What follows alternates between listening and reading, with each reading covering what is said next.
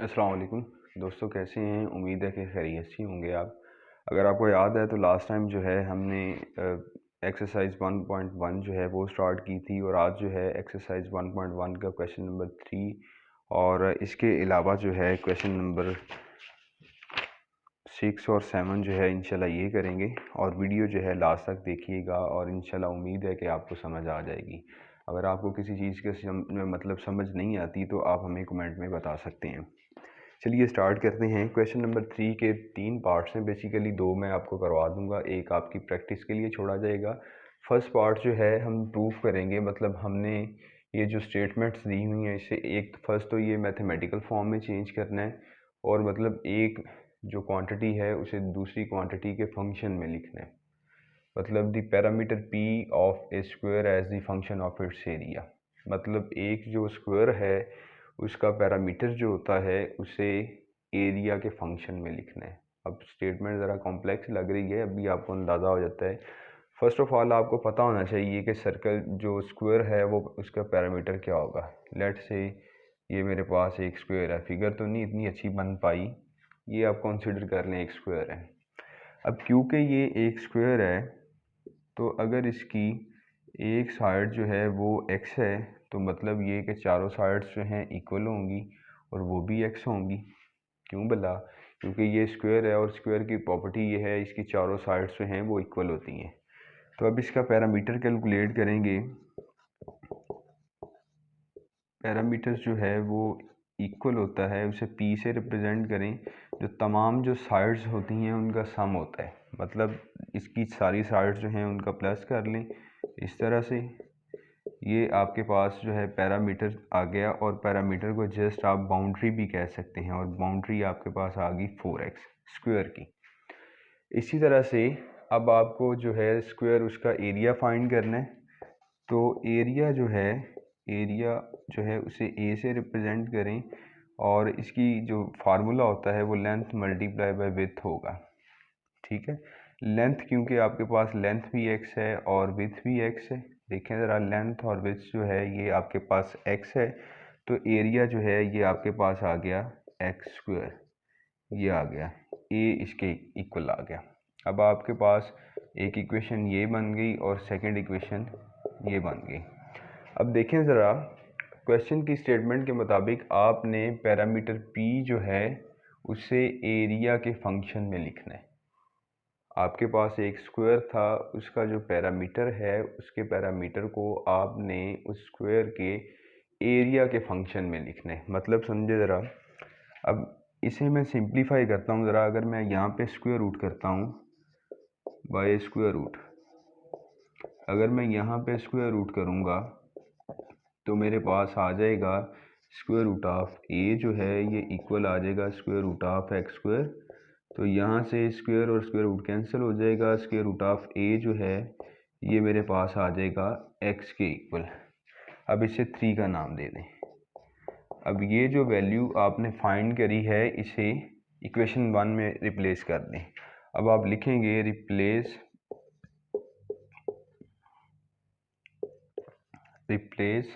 x is equal to square root of a in equation 1। इसे equation 1 में replace करें। तो इक्वेशन 1 थी आपके पास p is equal to 4x, और x की वैल्यू इसमें रिप्लेस करें जो कि स्क्वायर रूट ऑफ a है।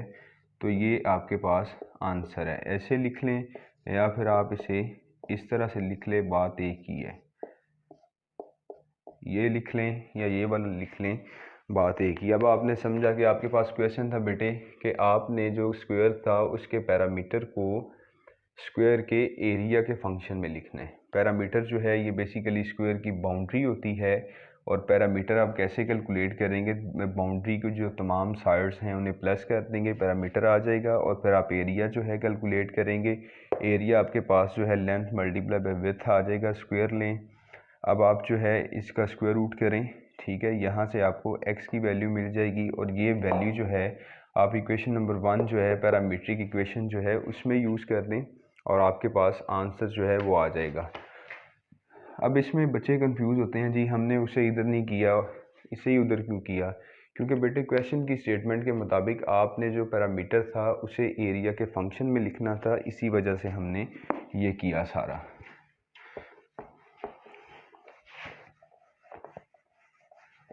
और इसी तरह से अब सेकंड क्वेश्चन स्टार्ट करते हैं। इसका सेकंड पार्ट जो है, आपने जो एरिया ऑफ सर्कल है वो सरकमफ्रेंस के फंक्शन में लिखना है। अब फर्स्ट ऑफ ऑल ये देखें कि अगर ये एक सर्कल है, ठीक है, तो सर्कल का जो एरिया होता है, एरिया ऑफ सर्कल जो है वो इक्वल होता है पाई आर स्क्वायर, और आर इसमें जो है वो आपके पास रेडियस होगा, ठीक है। और इसी तरह से सरकमफ्रेंस जो होता है, सरकमफ्रेंस ऑफ सर्कल, जो सर्कल का सरकमफ्रेंस होता है उसका फार्मूला जो है वो 2 पाई आर होगा, ठीक है। और एरिया को कैपिटल ए से रिप्रेजेंट करें, ठीक है, और सरकमफ्रेंस जो है उसे कैपिटल ए से रिप्रेजेंट करें। और अब क्योंकि आपने एरिया को सरकमफ्रेंस के फंक्शन में लिखना है, तो सॉरी इसे सी से रिप्रेजेंट करेंगे, तो ये आपके पास आ जाएगा A is equal to pi R square, pi R square. तो ये आपके पास एक इक्वेशन बन जाएगी, और दूसरी आपके पास बनेगी c is equal to 2 pi r. अब इस इक्वेशन में से आप r की वैल्यू फाइंड करें तो r इक्वल आ जाएगा c ओवर 2 पाई। जस्ट आप ये r की वैल्यू जो है इक्वेशन 1 में यूज़ करें by using value of r in equation 1, equation 1 में r की वैल्यू यूज़ करें तो आपके पास आ जाएगा a is equal to pi, r की जगह पे आपके पास आ जाएगा c ओवर 2 पाई इसका स्क्वायर, ये आ गया आपके पास। तो एरिया जो है ये इक्वल आ गया पाई, और इसका स्क्वायर करेंगे ये आ जाएगा c square over 4 pi square. इसकी सिंप्लीफिकेशन करेंगे तो ये आपके पास आ जाएगा area is equal to c square over 4 pi, क्योंकि एक पाई जो है इस पाई से कैंसिल हो जाएगा, और ये आपका आंसर है। अब इसका जो थर्ड वाला पार्ट है उसका हिंट मैं आपको दे रहा हूँ। उसमें आप क्या कैलकुलेट करेंगे, आपने क्यूब का एक वॉल्यूम जो है, क्यूब का जो वॉल्यूम है उसे एरिया के फंक्शन में लिखना है। तो जो वॉल्यूम होगा क्यूब का उसे कैपिटल बी से रिप्रेजेंट करें, वो आपके पास एक्स क्यूब आ जाएगा, ठीक है। और एरिया जो बेस का जो एरिया है, एरिया ऑफ बेस,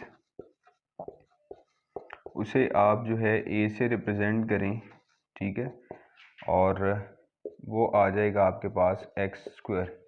तो आपने क्या करना है, वॉल्यूम को बेस की फंक्शन की फॉर्म में लिखना है। तो आपके पास ये आ जाएगा v is equal to x cube. यहाँ से आपकी कंडीशन बनेगी square root of a is equal to x, वो वैल्यू आप इसमें यूज़ कर देंगे तो आ जाएगा v is equal to square root of a, ठीक है, और ऊपर इसका क्यूब ऐसे लिख लें, या फिर आप इसे इस तरह से लिख लें, इस तरह से भी लिखा जा सकता है इसे। तो ये आपका क्वेश्चन नंबर 3 था। नेक्स्ट चलते हैं क्वेश्चन नंबर जो है 6 वाला, क्योंकि 5 वाला जो है वो मैं अपलोड कर चुका हूँ। अब क्वेश्चन नंबर जो है 6 पे चलते हैं।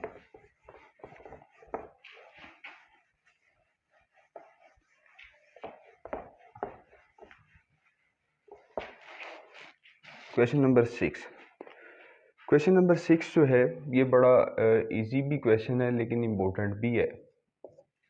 क्वेश्चन नंबर 6 इसमें कहता है कि एक स्टोन है, ये आप समझ लें कि ये आपके पास कोई अर्थ सरफेस है, ठीक है, मतलब ये आपके पास अर्थ सरफेस है।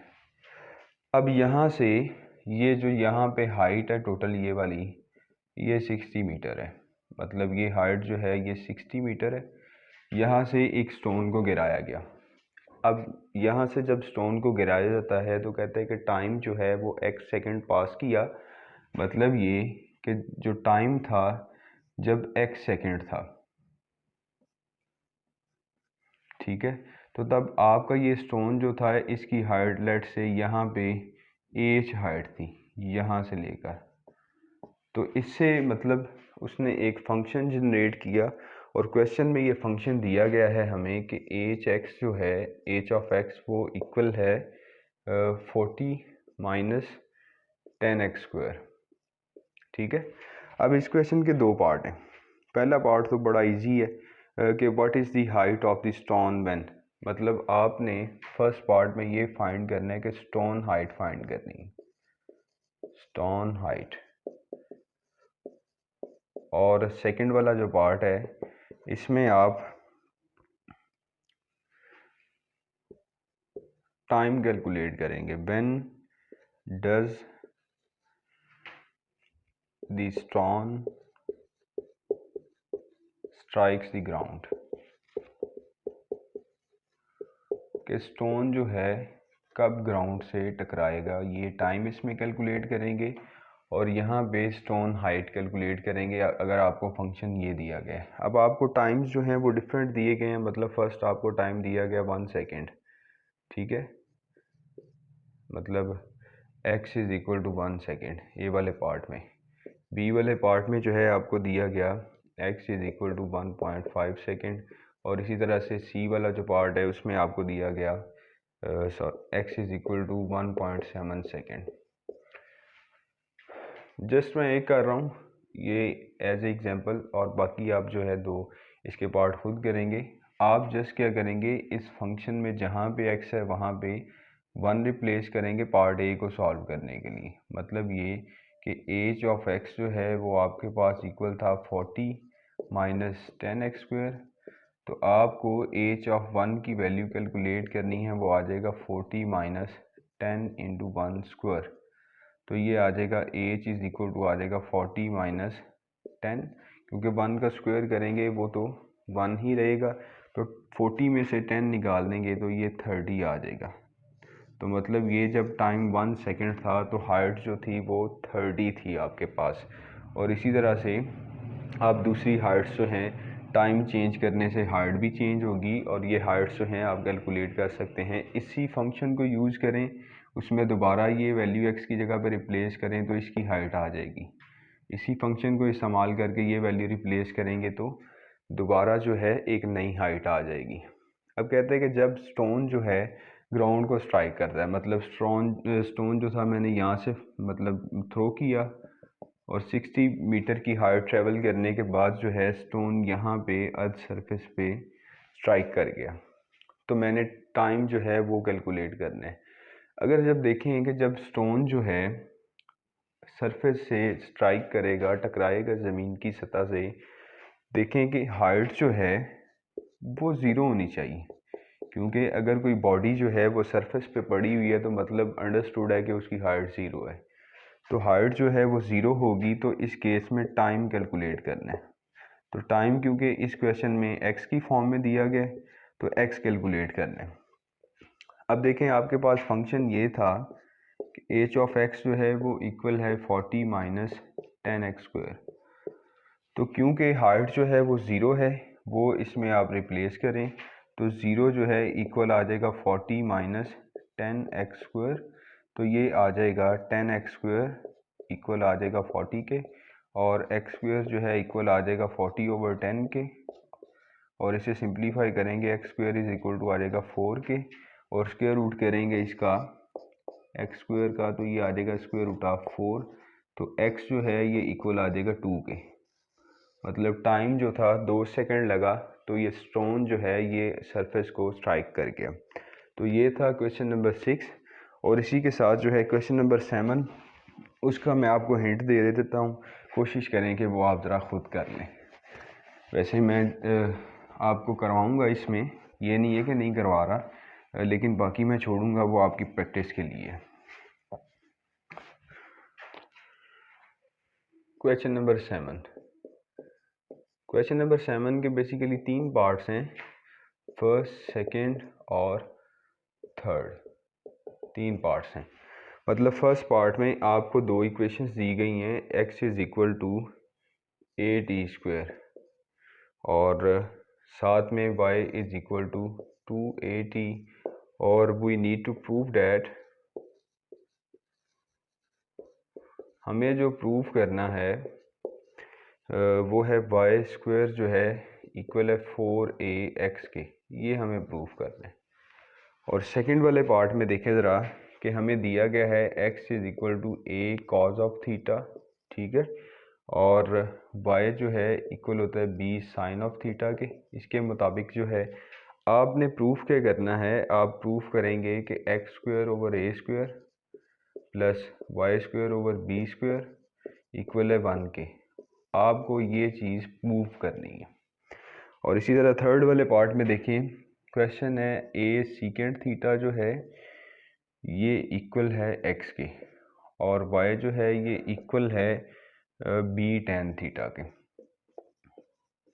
तो आपको प्रूफ करना है x square over a square minus y square over b square ये 1 के इक्वल है। इस केस में आपको ये चीज़ प्रूव करना है। तीनों जो हैं इनकी लॉजिक एक जैसी है। अब ये जो आपको इक्वेशंस दी गई हैं ये पैरामीट्रिक इक्वेशंस होती हैं पैराबोला की, parametric equations of parabola.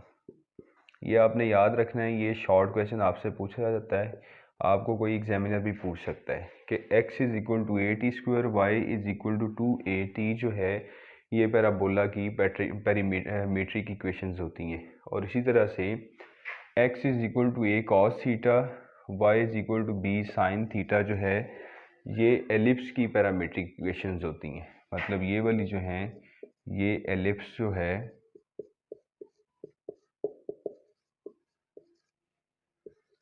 Ellipse की पैरामीट्रिक इक्वेशंस होंगी। और इसी तरह से नेक्स्ट वाली जो हैं ये वाली, ये जो है ये पैराबोला जो ये सॉरी हाइपरबोला जो होता है, हाइपरबोला की पैरामीट्रिक जो है इक्वेशन होगी।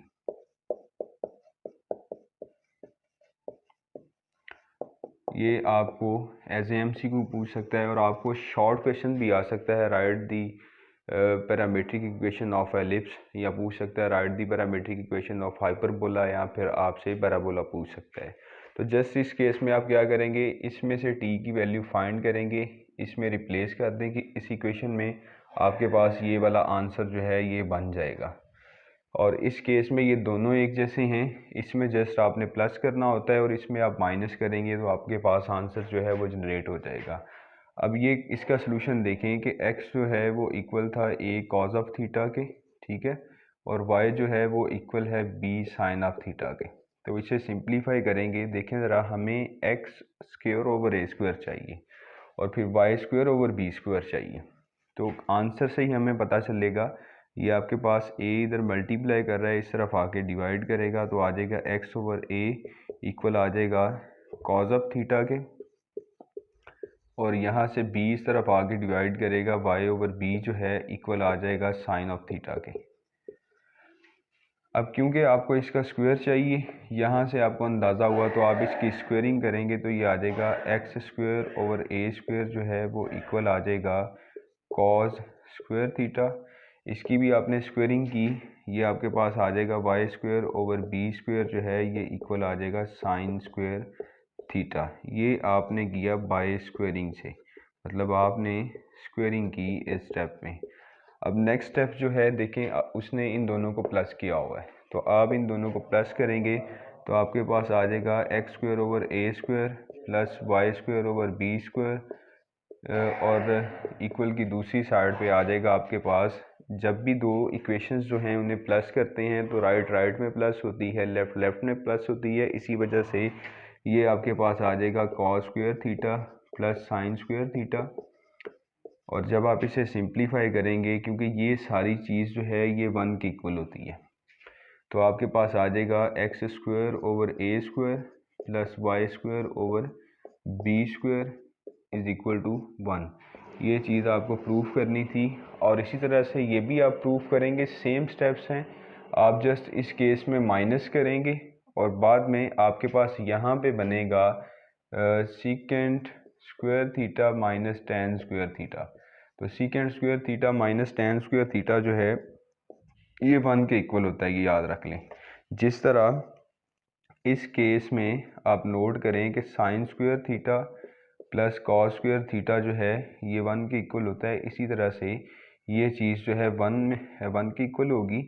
और आप जो है ये question same to same copy करेंगे, जस्ट सेम स्टेप्स हैं, उसमें माइनस किया करेंगे आप, इसमें आपने प्लस किया था, बाकी स्टेप्स जो हैं वो आपके सेम ही होंगे।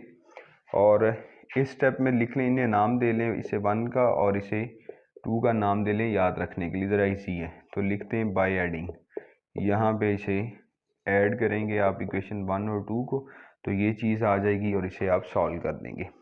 इसी के साथ इजाज़त दें, इंशाल्लाह नेक्स्ट वीडियो में मुलाकात होगी। दुआओं में याद रखिएगा और इंशाल्लाह उम्मीद है कि नेक्स्ट वीडियो में ये एक्सरसाइज कंप्लीट हो जाएगी। ओके, अल्लाह हाफिज़, अस्सलाम वालेकुम।